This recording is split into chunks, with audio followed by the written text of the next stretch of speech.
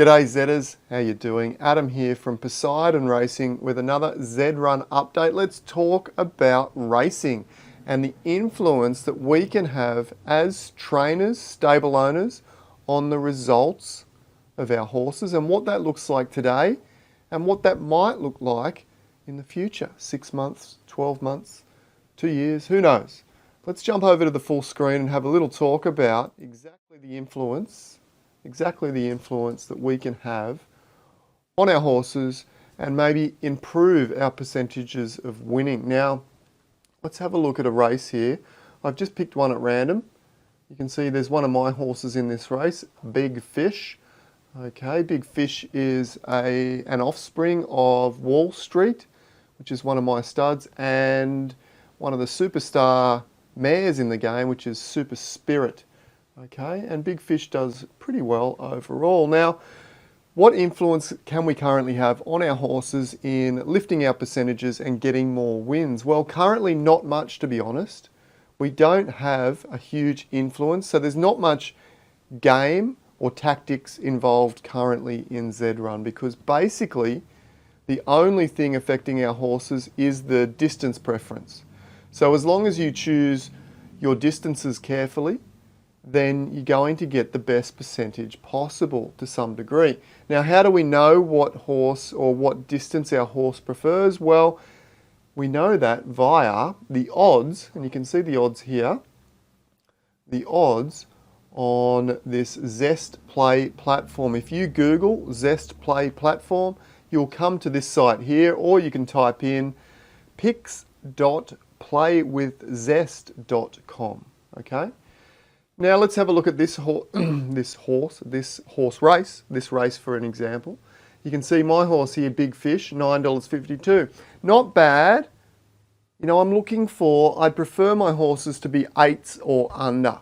That's the ones I'm looking for, but that's not always possible. So maybe this isn't the best distance for Big Fish. You can see here there's a horse called Yesterday by Pen Up Paradise, 669. That's excellent.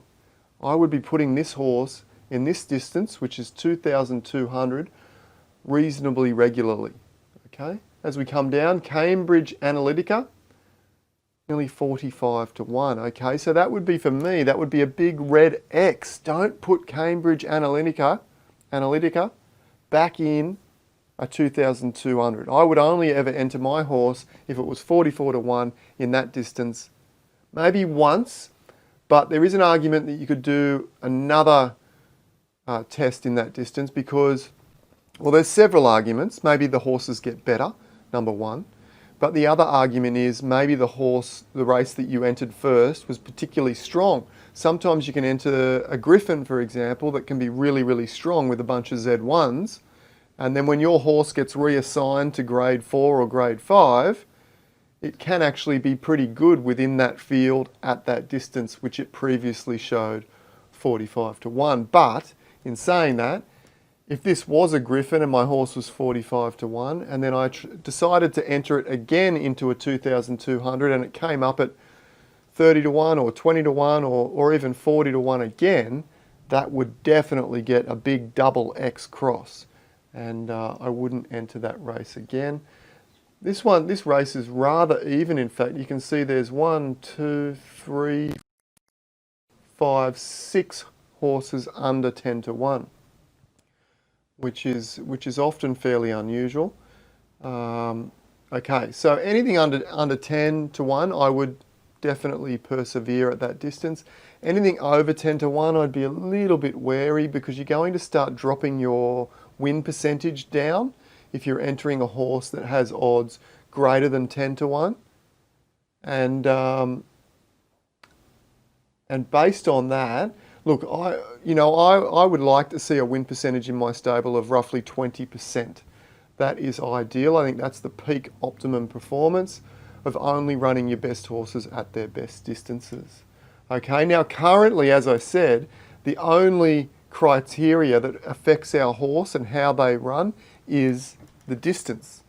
Okay, so let's have a look at another race here. You can see we've got, who's the favourite in this race? It looks to be Metallic Moon here by Moon Mission. $7.06 at 1200. So once again, I would run that horse over and over again at 1200 and really try and milk the stats and milk the wins out of this horse. And you can see Moon Mission has been doing that to some degree because we have a high win percentage rate. In fact, we're going to chuck. That's the kind of thing I'm looking for in a horse to put my zest on. Let's put 2,000 on this horse while we're here.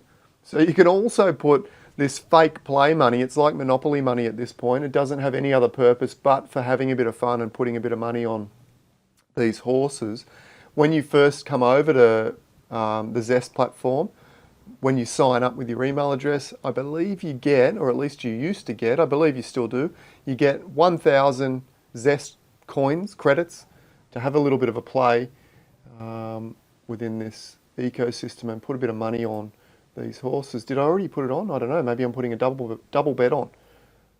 So there's also this one, Kith & Co., which has short odds and a very high win rate here.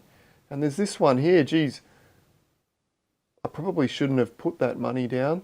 Let's leave it at that. But there's another couple that I didn't really look that carefully at. This one here looks very, very good by Cape Brenton Stables. Kimo. I'm not sure how that's pronounced exactly. With $9.40 and 20 wins. Okay, so when it does run, when it does have a good run, it generally wins. Okay, so that would be another horse to potentially, in fact, let's put another 2,000 on that one too. All right, so currently there's not a lot of skill or tactics based in this game because the only influence over our horse, so basically you buy a horse or you breed a horse, and let's actually switch back to full screen here. So as I said, but currently there isn't a great amount of skill factor, and I'm hoping that's going to change in the future because currently it's only distance preference. So if you put your horse in a distance and it has short odds, then keep going back to that distance. Now there is also another factor involved in there, and you have something that I like to call overachievers and underachievers. Now an overachiever would be a horse that consistently has odds of, say, let's say 5 to 1. It's a heavy favourite, 5 to 1. That would represent a 20% chance of winning. Now there are horses that consistently average around 5, 6, 7 to 1 and have a 20% chance of winning, but overachieve and have a 30 to 4 or even 40% in some cases. There's a Zed Run called Breathless Edge, which generally starts the race at about 6 to 1, which would give you a chance of around about, what's that, 6 to 1 would be 15, 16% win rate, and its current win rate is about 45% after a considerable amount of races. In fact, I think it's raced about maybe 30, 40, 50 times. Okay, so that would be an overachiever. You can also have an overachiever that, say, for example, has an odds rate of 10 to 1, which would give you a 10% win rate and maybe wins at 20%. So they're the overachiever. The problem is, because this is a balanced book, the odds are balanced to equal 100%. If you have overachievers that are taking more than their share of the win pie, then you're going to also have underachievers. So what you will also see is horses that have odds of around even 6, 7, 8 to 1, but their win percentage might only be, where it should be 12 or 15%, or maybe even 20%, their win rate might be 2 or 3 or 5%, so underachievers. I've also got a couple of, I've got a Zed Run in particular that jumps to mind, which generally starts races at around 10 or 12 to 1 on the odds book, which would represent around about 8 to 10% win rate. And he's run now about 30 races and yet to jag a win. Okay, so an underachiever there. Now I have another theory with the underachievers, that the odds represent the DNA. They're the best guide to the DNA of the horse that we currently have. So even though you might have a 5 to 1 horse that is not winning at 20%, an underachiever if you like, I think the odds are suggesting that the underlying DNA is very strong, and it might be a horse that you want to breed with, and it might produce strong offspring. I don't know that for sure, but that's a little hunch that I'm working on.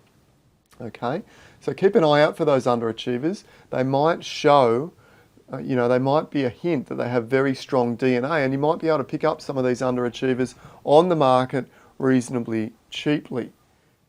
Now, what does the future of the game look like? Because currently, as I said, there's very, very little gameplay. It's basically, is your horse good at this distance? Well, put it in and cross your fingers. Okay, there's no tactics, there's no way that we can currently as trainers or stable owners influence the race result or the performance of our horses and maybe increase it and maybe give it a better chance of being an overachiever rather than an underachiever. Currently that's all controlled by the algorithm. So I have heard rumours that in the future we're going to see box preference. Okay, so which gate does our horse prefer to be in?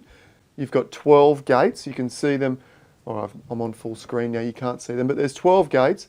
So we'll have gate preference. So for example, your horse it's probably going to show similar odds across most of those gates. I'm not sure about that, but it might be an overperformer in gate 1 and an underperformer in gate 2, for example. And those gates may also be chopped and changed. I don't know this for sure either, but the gate preference might be different from, say, 1,000 metres to 2,000 metres. Your horse might prefer gate 1 at 1,000, but it might prefer gate 2 at 2,000. I don't know exactly how that's going to be, but that's going to give us a little bit more influence over the performance of our horses by choosing the right gate as well as the right distance, which will be great. Now, there's also a couple of other things coming in, I believe, as in specific track preference. So your horse might enjoy one particular track more than another. There was also talk of different continent preferences. So the tracks are based in different countries and continents, so there might be a preference for that as well. And also the fatigue factor. Okay, so you might in the future only be able to race your horse, once a day or once a week or twice a day, because it will get fatigued and its performances will begin to drop or be influenced by the fact that your horse is fatigued. So all of these things are going to add a little bit more gameplay. Now, I would love to see, much like a lot of other games that we've played before, where we have a health bar, a health rating that tells you what level of fatigue you're at. And you might be able to even buy, for example, specific foods to feed your horse to bring that health up earlier. For example, most games you can go away for a day or two and come back and your health has replenished. But you might be able to also buy and take a shortcut. So for $1 or $2, or maybe for some Zest coin, you could buy some virtual hay or some virtual superfood, feed your horse, and you could bring that health back up within 5 or 10 minutes and race it again. That would be a cool option. Now on that, other cool options that I can imagine to really add to the gameplay. Because at the end of the day, that's what's going to separate the good stables from the not so good stables, is your ability to play the game at the highest level. So I could also see, now I don't know whether this is possible, but tell me in the comments whether you think this would be cool or not. Things like blinkers for your horse. We know that some horses perform better when they have certain apparatus, racing apparatus like blinkers,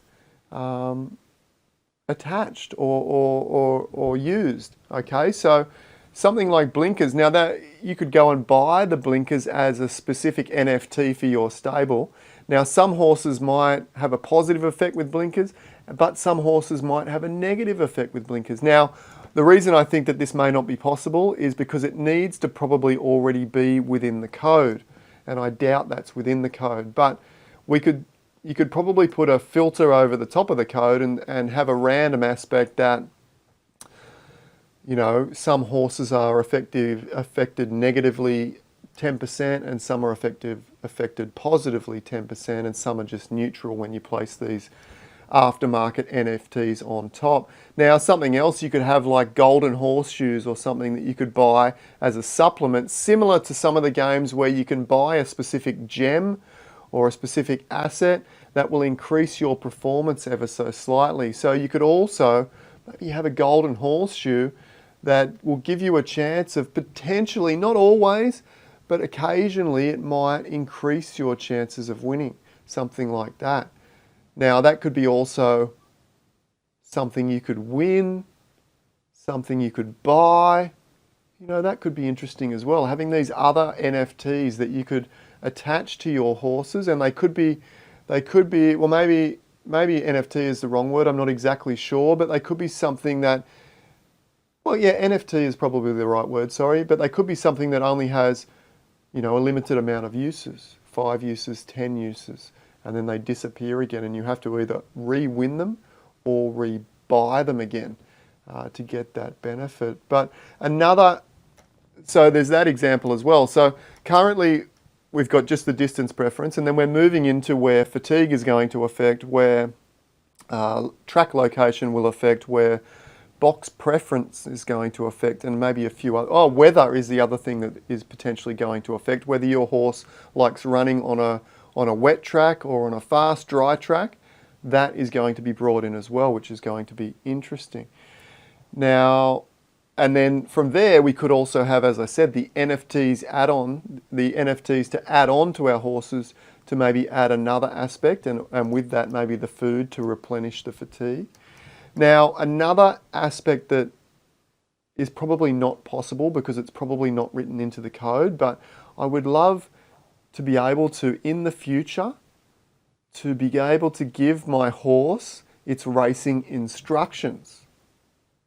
Imagine that. Imagine that you can give your horse the racing instructions. There might be 3 categories here, and that would be, okay, early race speed, for example. Where do you want your horse to be racing in the early stages of the race? Let's say the first 1/3 or the first 50%. You could say, nominate, well, I want to be a front runner, a mid runner, or a back of the field runner. And then you could also, for example, say, and this would really, you know, elevate the gaming experience, I think. You could also say, okay, well, at what point in the race do I want my horse to go for the finish line, to have that burst of speed and really go for it? Do I want that to be early in the race? Do I want that to be, you know, towards the middle of the race, or do I want it to be a real late barnstormer? Okay, because we're seeing that in the game already, that horses are taking off at different times, but giving the trainer the ability to nominate, and obviously each horse would have a different personality as to what are the best race tactics.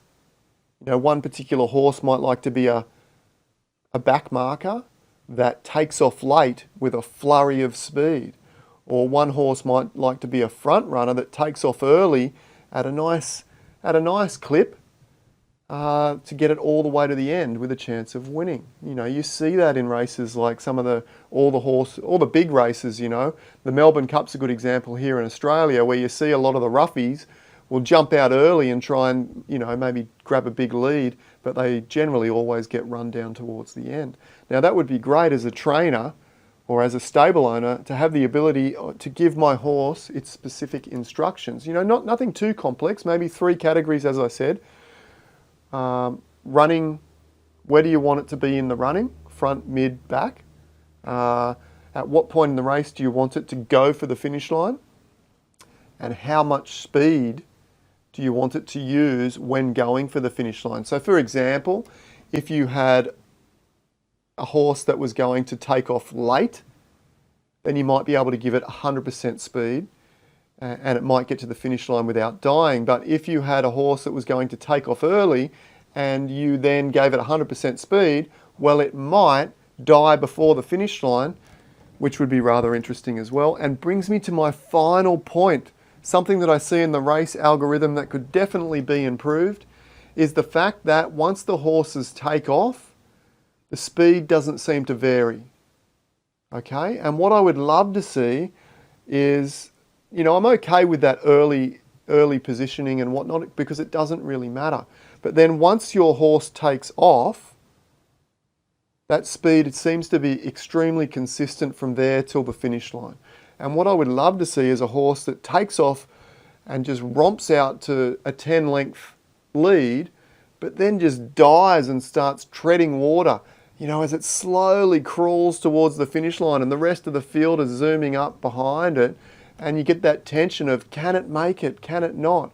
I'd like to see some variable speed in that run to the finish line. I think that would be an incredible improvement if it's possible. But anyway, there's my thoughts of where we are and where we might be going to and how we can get more gaming aspects into this, because currently, and I'd like to see some of those introduced shortly, because currently the game is getting rather boring because most of us have our horses figured out and we know what distances they are good at. So it's just a case of, oh, okay, it's a 2200, all right, let's put this horse in there. That's my best horse. You know, we don't have that box preference to sort of, you know, figure out that next level of the gaming. So I'd like to see some of those come in soon. And there's some other, you know, ideal, interesting aspects that I'd also like to be implemented in the future, but some of them are probably not possible, but I'm sure some of them are.